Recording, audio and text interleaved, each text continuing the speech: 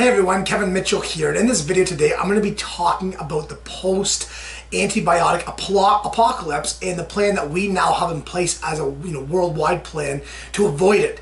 And it's really scary stuff, and I wanted to shoot this video to talk to you about what you can do for yourself and your family to help avoid this apocalypse, if you will.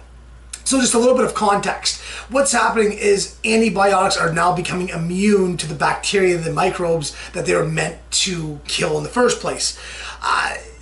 The researcher here that did it would spend the last 2 years, and he estimated over the last 2 years that 1 million people have died because they got infections that weren't curable and treatable by the antibiotics that were supposed to cure and treat them.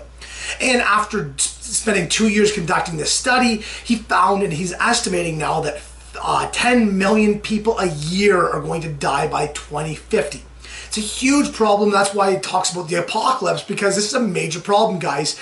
And as much as it's a worldwide problem, and as you read the article, a lot of things have to do with the antibiotics we're giving to our livestock. It talks about in the United States last year alone, 40 million people got antibiotics, and only 13 million of those actually needed them. So that's what this video is about. It's to talk to you, and let's get clear on the fact that antibiotics are not a be-all, end-all to the issues that you and your children have. As soon as you get a cough, a runny nose, you feel like you have a 24-hour flu bug, guys, it's not a chance, and it's not, you don't run to the emergency the first chance you get and sit there and demand antibiotics. It's not good. We as a society and as a world are becoming immune to these antibiotics because we're using them too much. So when that gets down to a personal level, I would strongly suggest you think long and hard before you bring your child to the doctors the next time, or yourself, to get antibiotics. To be clear, antibiotics are fantastic things. They're meant to cure a lot of different bacteria, a lot of different, I used to suffer from bronchitis every year. I had antibiotics to clear up my bronchitis, pneumonia, there's infections from surgeries. Man, antibiotics are so important. But at the same time, if we continue to misuse them, overuse them, give them to our livestock, it's going to eventually, these things that we're treating with them antibiotics are no longer going to work for them. So with that being said, what can you do? First of all, when your child, when yourself has a problem, has a cough, has a runny nose, maybe has an infection in their arm. I banged my elbow off the ice in January this year and got a blood infection, had IV intravenous antibiotics for like 7 days. It was really painful, very necessary. So that's a situation where, yeah, I'm gonna wanna go get antibiotics for my blood infection.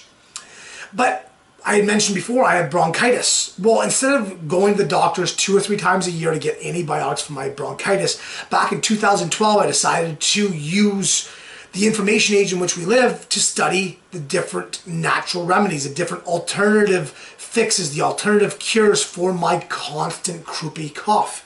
What I found was some amazing stuff: lemon, honey, essential oils. And I'm not going to get into all the cures that I found from my own personal issue here, but my point is here, what I want to impress on everybody watching today is, hey, we live in the information age. Don't forget that. You don't no longer have to go to the doctors to cure every single ailment that ails you or your family. Get on Google, research it, research where those studies are coming from. Figure out alternative ways to treat your issues. By doing so, it's going to be so much more beneficial, because then you're not going to have these immunities to antibiotics. Personally, number one. Number two, there's some really good natural remedies out there, guys, for a lot. Everything from, Braden had warts on his finger, which my son, we put, I believe it was, I forget the oil that we put on. It was an essential oil we put on. Literally 2 weeks later, gone. These are the same warts that I hit with Dr. Scholl's liquid nitrogen like 12 times and wouldn't get rid of. So I say that just because no matter what ails you and your family, get on Google, do some research, find out some different remedies for your problems. Don't always rely on the medical field. Don't always rely on the pills, the antibiotics, all those things. Go ahead and do your research. And ultimately, when it comes to antibiotics, make sure that when you are going, that you're properly diagnosed, that you've tried different alternative solutions to your problems, and use it as a last case scenario. Use it on more intense blood infections, ones that you really need. But if you have a cough, you have some smaller infections, smaller things, try some alternative fixes for it before we continue to go back to the doctors time and time again to misuse and overuse the antibiotics. For those that are interested, this article is a fantastic article. He's got some really good ideas. Feel free to share this away. This is yet another issue that's going to be facing our children. It's better to talk about it now before it becomes a major problem down the road.